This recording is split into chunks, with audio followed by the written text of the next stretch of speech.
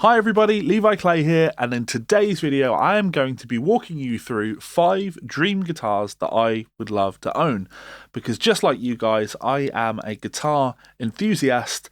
They excite me, I love looking at pictures, and I love dreaming about the things that I might one day be able to get my hands on. And of course, this is my list, but I'm interested in your list too. So if you have a list of your own, please do let me know in that comment section below, because it's nice to see what other guitars people are lusting after. And of course, while you're down there, hit that subscribe button. Now, I did a video kind of similar to this a couple of years back where I talked about 5 signature guitars that I would love to own, because I'm a big fan of a lot of signature models. I'm very influenced by marketing in that sense, and there are a bunch of signature guitars. There's a couple on this list that I guess are signature guitars, but I wanted to do something a little bit broader that featured things that weren't necessarily influenced by somebody putting their name on a guitar. And I guess, you know, it's probably worth saying we don't need any of these guitars, right, guys? We want them. But none of us really need all these guitars. One guitar is enough. Really what you need is practice. Go and grab one of my practice books. It's all about like putting the time into your instrument. But it is worth considering that having a really nice instrument, having something that inspires you, excites you, will encourage you to pick up your instrument and will encourage you to get better. So I think that's kind of how I justify always looking at all of these guitars. Anyway, let's look at the guitars. In at number 5, this is a little bit of a weird one actually. So I'm currently doing some transcription work. I'm doing all of Frank Gambale's albums for Frank.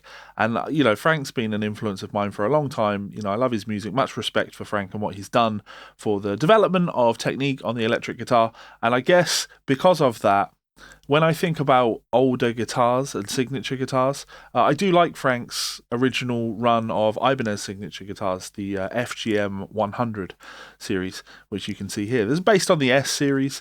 You can see, you know, the Desert Yellow one I think is the one that I like the most. In fact, it's definitely the one I like the most. They did do a couple of runs of these. The 100, the 200s, I believe, didn't have the tremolo on them. And then there was a 300 that was like the 100, but it didn't have the coloured shark tooth inlays. It had the mother of pearl shark tooth inlays. So I think definitely one of those with the coloured shark fin inlays would be kind of fun to just, you know, have in your collection for me, because as I say, I do like a lot of Frank's playing, so it would be a kind of tip of your hat to somebody who you admire.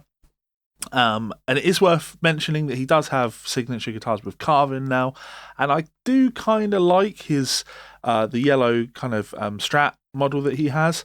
Maybe not quite as much as that old Ibanez. I think, to be honest, a lot of guys my age will probably agree with this, you can probably think back to a lot of old Ibanez guitars, the old Ibanez catalogues. There's probably a lot of guitars in there that you wish that you got your hands on, and it may change from week to week which one would be the one that I would like to get my hands on.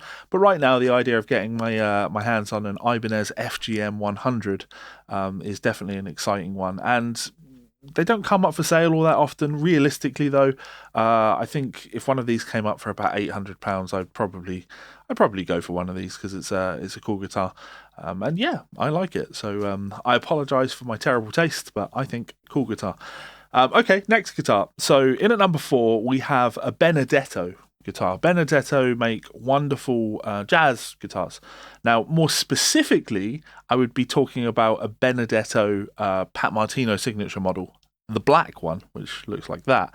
I love that guitar, and for me, Pat is, you know, one of my favourite players, a really, really big influence on me. I just love, you know, what he did on the instrument, and yeah, still to this day, I'm often feeling when I'm playing like, oh, let's try and summon, you know, what would Pat Martino do in this situation? Trying to be a little bit more like Pat. And I do like to just sit on my own and just play some jazz guitar. Many of you know that I have this beautiful Gibson Howard Roberts Fusion, which is lovely, and I do have that strung up with incredibly thick strings, and I get to play a little bit more jazz on it. But I don't know, there's just something about the Benedetto guitars. Now, I say the Pat Martino signature, but to be honest, Benedetto makes some incredibly beautiful guitars, as you can see from these pictures. I would take absolutely any of them. They are definitely on the pricey side. Some of these going as high as sort of $17,000. But the Pat Martino one comes in at about 7.5. So still incredibly expensive, but if I could get my hands on one of those at some point, that would be really cool, because I love Pat and I really like the Benedetto stuff. I think it's really nice. Okay, next up, one of the more diverse picks. Some might call this a little bit beige, to be honest. But I would like to get my hands on a Martin, ideally an older Martin. And of course, it's very cliche. I take a D18 or a D28. I do, I talked about sitting and playing jazz guitar. I also quite enjoy bluegrass. So being able to sit with a really nice instrument that has that sound, and just being able to sit in the house or with friends and jamming that sort of thing is definitely really appealing to me. And I don't really own a really nice acoustic guitar. I've got some cheaper acoustic guitars kicking around, but a nice acoustic guitar is a beautiful thing to behold. And although I don't really consider myself an acoustic player, it would be nice to be able to pull one out. When we are going out, me and Melissa, on gigs, she's always doing the acoustic guitar and vocal thing, and it would be nice if I had a really nice acoustic guitar, so I could provide some kind of backup on the acoustic, which, the Martin stuff, nice for that. Having said that, if money were no object, I would probably not go for the Martin, and I would go for pre-war guitars. Now, I don't mean a guitar made before the war. Of course, those are the kind of Martins that everybody's really after, is the ones that were pre-war. But there is a company called PreWar Guitars. They make some absolutely wonderful Martin-style guitars, and they do all manner of aging, relicking on the guitars to make them, really pass as pre-war guitars. They look and sound beautiful, and I would love to get my hands on one of those. My experience with the guys at pre-war, they did make a hybrid guitars for me. So the guys at pre-war and hybrid, they're sort of the same people. So I'm familiar with their lutherie. They make wonderful instruments. So pre-war guitars would be really, really nice. I would be very happy to own a pre-war guitar. Though if it was a Martin, I'm not going to turn my nose up at a nice Martin D18 or a D28. So that's number 3. Might not be an exciting one, but it definitely excites me. In at number 2, this is definitely a left field one. I think it's in line with a lot of the stuff that I usually play, the stuff that I enjoy. It's a Telecaster, because I always consider myself a Tele guy, but I have so many Telecasters now that it's not really something that I feel the need to go out and shop for. But when I think of the Mulecasters, so these are metal guitars. These are made of metal. They're welded. They're hollow, so they're not super heavy. But because of that, they have a very unique sound to them. And from looking at the pictures, they have a very unique look to them as well. I absolutely love the look of these guitars, and I would bite your finger off to have one here in my studio. Ariel Posen plays these, and they just, have spank, they have bite, they have high-end resonance. Like there's something about these guitars that is, to me at least, undeniably cool, and anything cool inspires me to play. So having something cool like this to take out on some of my soul gigs would be really, really exciting. And more specifically, looking at all of the guitars they make, I'm definitely talking about one of the ones with the 3 palm benders on them, the Duesenberg. I think it's a Duesenberg multi-bender. It might be a hip shot multi-bender actually. But yeah, those string benders, so you can get some of those more pedal steel, lap steel type sounds. Yeah, totally appeals to me. Beautiful, beautiful instruments. They're not horrendously overpriced. I mean, I have a lot of really expensive guitars, right? So, but I think you're looking at about $3,300 for something like that, and yeah, beautiful. I mean, if you guys wanted to send me one, I'd be very appreciative of that. It's just absolutely stunning, and you've got amazing work there. And I do hope that people are ordering these. I do hope people that see things like that are buying them and supporting companies that are trying new things, doing new and exciting ideas. Okay, on to number 1. I really sat and I thought about this, and it just feels like the most basic bitch thing to say. But I love a good Strat sound. I love a good Strat sound. Classic Fender Strat sound. Now, the number one isn't necessarily a Fender Strat, though if I were going down the Fender route, I would probably go for, one of the, I really like these custom shop ones that have the paisley paint jobs. Well, it's technically the opposite. It's like a paisley guitar that's been painted over, and then over the years the paint has scraped away and you can see that paisley design. I think those are really cool. But the thing with the Fender thing is there are so many great players that have that really, really lovely Strat tone, be it fusion. Like, actually, started the video with Frank Gambale, but if you go back to like Frank's first album, and before he was signed, he was playing Stratocasters. You think of Malmsteen playing Stratocasters, or you think of like super early Robin Ford, like he's playing Stratocasters. You think of, for me, players like Jimmy Herring. Wonderful tone, just fantastic.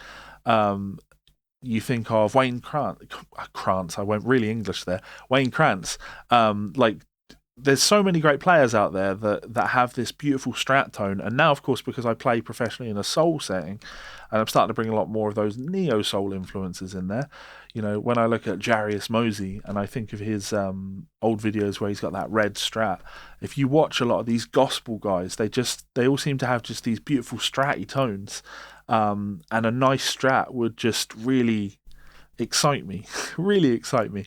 And as I say, it doesn't need to be a Fender. It could be anyone. The problem I've always had with Strats is I've played a fair few that really play great and they really sound great, but every time I've owned one, it just hasn't felt right and it hasn't played right. And it's always, every time I play a great Strat, it just feels like, or every time I own a Strat, it feels like there's this compromise happening between playability, feel, and sound. And now I know the great ones exist because I've played several of them, and I should have bought them. Anytime I play a Strat and I'm like, oh yeah, this is the one, I should have just bought that Strat, because they just seem to be very, very hard to find, for me at least, one that's perfect. So as I say, it doesn't need to be a Fender. There are many great companies out there that make Strat, or we should really say S-style guitars. That could be, Sir make great their classic S's, or the Tom Anderson stuff, or actually I really like the look of the exotic stuff. I would play in exotic guitars. So many companies like James Tyler has Stratty designs. It's really not about having that authentic, that looks like a Fender Strat. It's about having that really authentic, that sounds like a Fender Strat. Because to me, it's an iconic sound, especially that neck and middle position together. I use that a lot in my band. It's an important sound. I use that so much, and I like that neck pickup sound. I would probably go for an HSS because I do like to be able to kick back to a humbucker in the bridge. But again, so many great Strat players that played with a single coil in the bridge and it still sounded fat. So it would just need to be the right Strat, but that right Strat to me would just be so inspiring. It would be something that I would want to pick up and play all of the time. Because I'm not out there looking for one, I'm never going to find it, right? But it's just something that I would love to get my hands on. And I am in a position now where I have left the company that I've been playing the guitars off for 10 years. So who knows? Maybe I go out and buy myself maybe I go looking for a nice Strat. Maybe I need a new deal somewhere.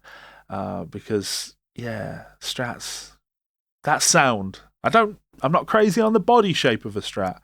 I would prefer telly body that looked like a telly but had my Strat sounds and had my telly sounds. I'm really just looking for something that doesn't exist, right? But anyway, I'm not going to continue boring you by talking. A really nice Strat would be exciting. Something that had that relic-y feel to it, but that great action, great sound, lovely comfortable neck. To have something like that. Maybe some of you guys out there have something like that. If you do, let me know in that comments section below. That's all I have to say here. So please do let me know your list, guitars that you would love to have. Maybe you have some of the guitars that I've talked about there. If you do, why don't you rub it in that comment section below to really upset me.